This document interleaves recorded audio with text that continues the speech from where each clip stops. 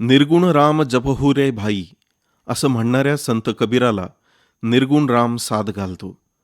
राम फुलांच्या सुगंधापेक्षाही पातळ आणि निराकार आहे. जगाच्या कणाकणात राम वसलेला असताना त्याला आणखी बाहेर शोधण्याची गरजच काय, असा प्रश्न विचारत कबीर निर्गुण भक्तिपंथाचं सार सांगतात. निराकार, वैशिष्ट्य, पूर्णता रहित, गुणरहित म्हणजेच निर्गुण. कोणतीही साधना करताना निर्गुण अवस्था प्राप्त करता येते. सगुण ते निर्गुण असा हा प्रवास आहे. साधकाला बाह्यावस्थेकडून अंतरात्म्याकडे घेऊन जाणारा, निर्गुणत्व येताना बाह्यत्वाची निरर्थकता ध्यानी आणणारा, तिथं खऱ्या निर्गुणाचा साक्षात्कार होतो. या भक्तिमार्गात सगुण निर्गुण परमेश्वर एकच एक जाणवतो. बाह्यपाश गळून पडतात. निर्गुण अवस्थेशी एकरूप होऊन जातो. जाणीव ते नेणीव अवस्था उमगते. कबीराला हाच साक्षात्कार झाला. ते निर्गुण ब्रह्म उपासक झाले.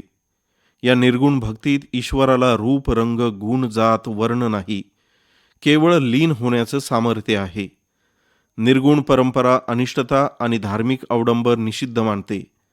कबीरानं त्याच्या काव्यातून हाच तर संदेश दिला आहे. पाहन पूजई हरी मिलई, तो मै पूजऊ पहार, ताते ये चाकी भली, पीस खाय संसार. जर दगडाची मूर्ती पूजल्यानं देव मिळत असेल तर मी पहाडाची पूजा करीन, असं कबीर म्हणतात.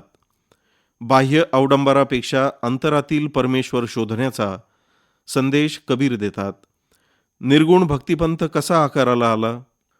संघटित धर्मसमर्पणासह पूजापाठ करण्याच्या विशिष्ट पद्धती आखून देतात.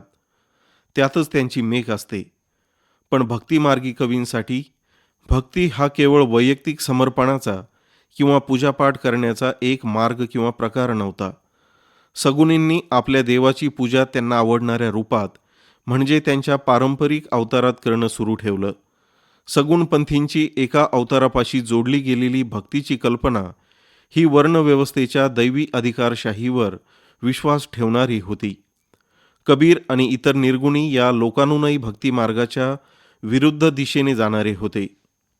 त्यांनी स्वतःचं शहाणपण आणि ज्ञान यात रुजून आलेल्या भक्तीचा मार्ग अवलंबला. अवतार संकल्पना त्यांना ती मान्य नव्हती. धर्म हा शब्द वगळून कबीरानं त्याची भक्ती सगुणींच्या भक्तीपासून वेगळी केली. या पंथात अनुभवजन्य बुद्धिप्रामाण्यवाद असल्यानं तो स्वीकारला गेला आणि वाढीस लागला. आजही कबीराचे दोहे जनमानसात ठाई ठाई दिसतात. ते त्याची प्रचिती समजावी लागेल. कबीर म्हणतात, सतको खोजत मै फिरू सतिया मिलैन कोय, जब सतकू सतिया मिले विष तजी अमृत होय. सत्याचा शोध घेत मी हिंडतो आहे, परंतु सत्याचं खरं प्रतिपादन करणारा कोणी सत्यवादी भेटत नाही. जेव्हा सत्यान्वेषी शिष्याला सत्यवादी भेटतो तेव्हा सर्व कटुतारूपी विषाचा त्याग करून अमृतमय होऊन जातो. कबीर हे सत्याचे पुजारी होते. सत्याच्या शोधात त्यांनी खूप गावोगाव भ्रमण केलं आणि ज्ञानार्जनासाठी कित्येक साधूंच्या भेटी घेतल्या. पण खरे सत्यशोधक त्यांना फार कमीच भेटत. त्या काळी भिन्न भिन्न पंथ प्रचलित होते. प्रत्येकाला आपलंच म्हणणं योग्य व खरं वाटे, दुसऱ्यांना ते चुकीचं मानीत. पण कबीर सर्वांचंच ऐकून घेत आणि खरं काय आहे, सार काय, असार काय याची चर्चा करीत. यातून सर्व धर्मपंथातील सार काय आहे ते प्रकट होई. भारत स्वतंत्र आणि स्वावलंबी व्हावा असं राष्ट्रपिता महात्मा गांधी यांचं स्वप्न होतं. देशाच्या विकासासाठी त्यांनी विश्वस्त ही संकल्पना मांडली. समाजात सर्वत्र अर्थमूलक विषमता आणि शोषण आढळतं. त्यामुळं समाजात वर्गविग्रह चालू असतो. त्याला पर्याय म्हणून गांधीजींनी विश्वस्तपणाचा सिद्धांत मांडला. मानवानं दुसऱ्याच्या सहकार्यानं जो विकास केला तो अद्भुत आहे. निसर्गाला आणि आपल्यापेक्षा बलिष्ठ पशुला त्यानं आपल्या बुद्धीनं वश करून जीवन सुरक्षित, सुखद बनवलं. मानवातील सहकार्याचं उचित मूल्यांकन व्हावं म्हणून विनिमयाला समाज जीवनात स्थान दिलं. परंतु या अर्थानं मानवानं समाजात विषमता निर्माण केली आणि शोषणाला जन्म दिला. या परिस्थितीत गांधीजी विश्वस्त संकल्पना मांडतात. समाजाचं आपण पालन पोषण करणारे आहोत आणि आपल्यासारखंच इतरांनाही चांगलं जगण्याचा अधिकार आहे हे श्रीमंत भांडवलदार व जमीनदारांना वाटणं आणि आपली गरजेपेक्षा जास्त असणारी विश्वस्त म्हणून संपत्ती समाजाला वाटणं, अशी ही संकल्पना आहे. सन्मानानं जगण्यास लागणाऱ्या संपत्तीपेक्षा जेवढी जास्त संपत्ती असेल त्यावर श्रीमंतांनी हक्क सांगू नये. त्या संपत्तीवर समाजाची मालकी असावी आणि ती संपत्ती समाजाच्या कल्याणासाठीच वापरली जावी, असं गांधीजींना वाटत होतं. भांडवलदार जमीनदार यांनी विश्वस्त संकल्पना अंमलात आणल्यास आर्थिक विषमता नष्ट होईल. या कल्पनेनुसार भांडवलदार कारखान्यावरील मालकी हक्क सोडून देऊन विश्वस्त भूमिका बजावतील. कामगार ही मालकाच्या बरोबरीनं विश्वस्त बनतील. या मार्गानं आर्थिक समानतेवर आधारित अर्थव्यवस्था निर्माण होईल, असं गांधीजींचं मत होतं. महात्मा गांधी यांची ही संकल्पना फार स्वीकारली गेली नाही. मात्र तिची उपयुक्तता आताच्या काळातही ध्यानात घेणं आवश्यक आहे. विशेषतः पर्यावरणाचा वेगानं ऱ्हास सुरू असताना विश्वस्त संकल्पना राबवावी. वैविध्यपूर्ण वनसंपदा, खळाळणाऱ्या नद्या, सभोवतालची जैवविविधता, शुद्ध हवा आणि मानवी आरोग्याला पोषक वातावरण संपत आहे. देश, राज्य, विभाग, जिल्हा, तालुका, गाव असा ठिपका लहान लहान होताना पर्यावरणाचं चक्र बिघडविणाऱ्या शेकडो कृती ठळक दिसतात. शहरं बेसुमार वाढताना पर्यावरणाची हानी होऊन हवा, माती, पाणी अशा प्राथमिक घटकांचा ऱ्हास होतो. नदीतील अतिक्रमणं, बेसुमार वाळू उपसा, नदीत सोडलं जाणारं सांडपाणी, जलपर्णीची वाढती संख्या यांनी नद्यांचं अस्तित्व संपवलं. गावातलं नदीतलं पाणी कसं वाटून घ्यायचं हे ठरवताना निसर्ग आणि त्यात राहणाऱ्या जीवांचा विचार होत नाही. असा विचार व्हावा ही माणसांची जबाबदारी आहे. पूर्वी पाण्याचे काही साठे पशुपक्ष्यांसाठी राखीव असत. पाण्यावर निसर्गातल्या प्रत्येक जीवाचा हक्क आहे. त्यांचा हक्क नाकारल्यामुळं काही परिसंस्था नष्ट झाल्या आहेत. या भयावह परिस्थितीत विश्वस्त संकल्पना हवी. पर्यावरण वाचविण्यासाठी आणि पर्यावरणाचा वाटा प्रत्येक जीवाचा आहे हे निश्चित करण्यासाठी मानवी हस्तक्षेप पर्यावरणाचा ऱ्हास करीत असेल तर त्याची जबाबदारीही सांगणं गरजेचं आहे. पर्यावरणाचा ऱ्हास लक्षात घेऊन प्रत्येकानं कमीत कमी संसाधनांचा वापर करून ही संपत्ती सुरक्षित ठेवावी, ही आपली सर्वांचीच जबाबदारी आहे. कोणताही राजा त्याच्या प्रजेच्या हितासाठी बांधील असतो. राजा पालनकर्ता आणि प्रजा पाल्य अशी ही संकल्पना आहे. प्रजेचं कल्याण करणं राजाचं कर्तव्य असतं. प्रजावत्सल आणि आदर्श राजवटी मोजक्याच आहेत. सम्राट अशोक, सम्राट कृष्णदेवराय, सम्राट अकबर यांच्या राजवटी प्रजाहितदक्ष होत्या.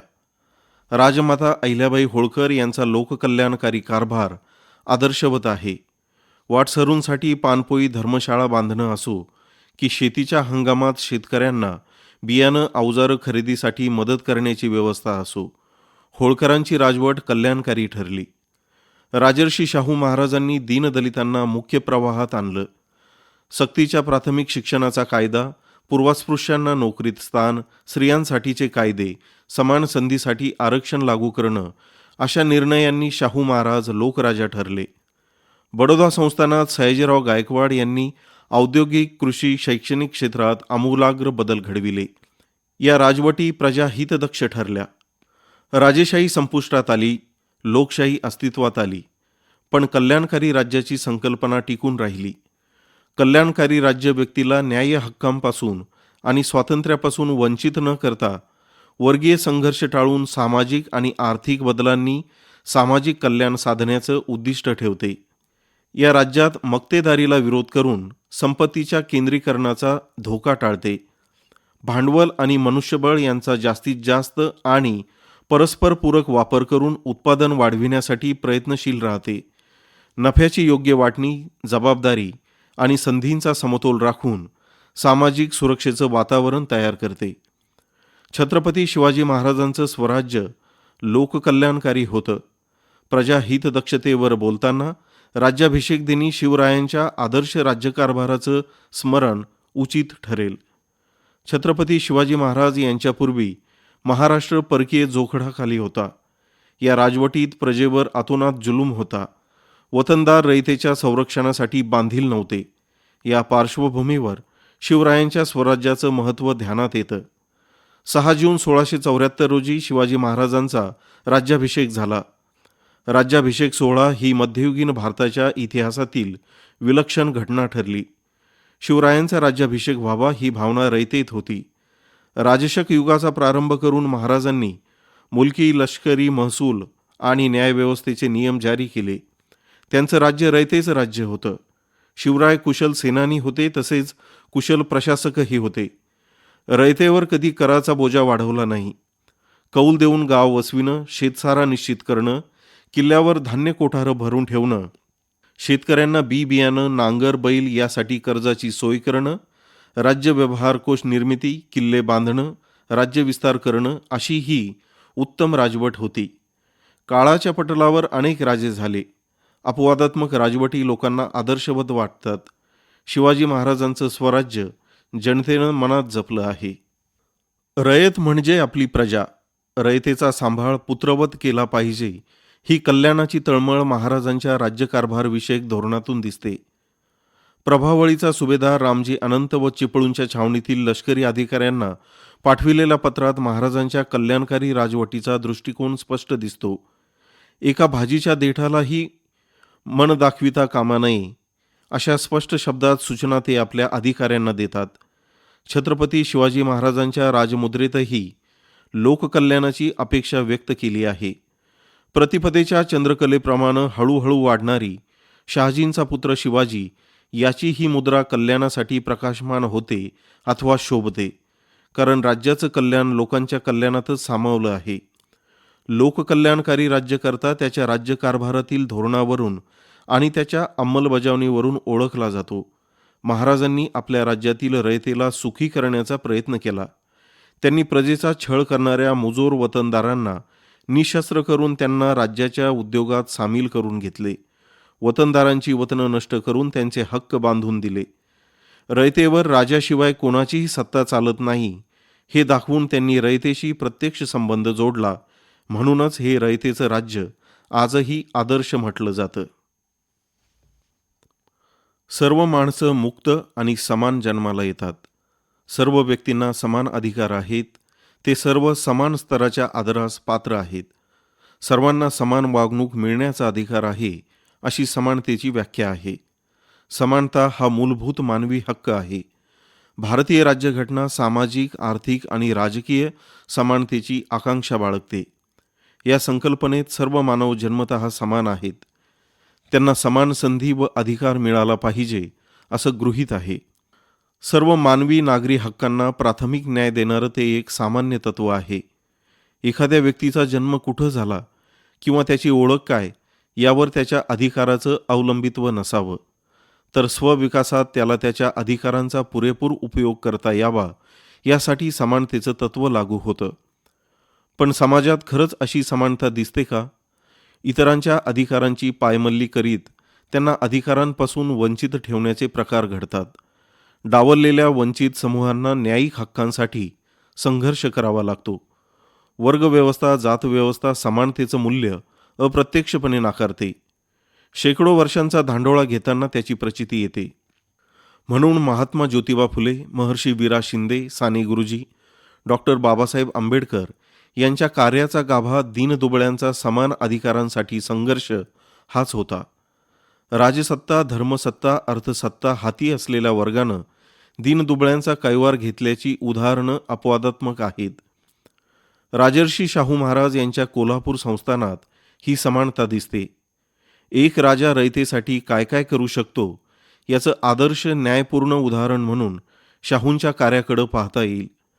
अनिष्ट परंपरा मोडीत काढताना शाहूंना प्रस्थापितांचा रोष झेलावा लागला. कारण आमूलाग्र सामाजिक परिवर्तन सहज सोपी प्रक्रिया नसते. त्यांनी जनप्रबोधन करण्यासाठी आर्य समाज आणि सत्यशोधक समाज यांची चळवळ वाढविली. काही लोकांच्या वाट्याला जनावरापेक्षा वाईट जगणं आणणारी वेठबिगारीची पद्धत आज्ञापत्र काढून बंद केली. जातीव्यवस्था आणि गरिबीमुळं शिक्षणापासून वंचित असलेल्या विद्यार्थ्यांसाठी वसतिगृह सुरू केली.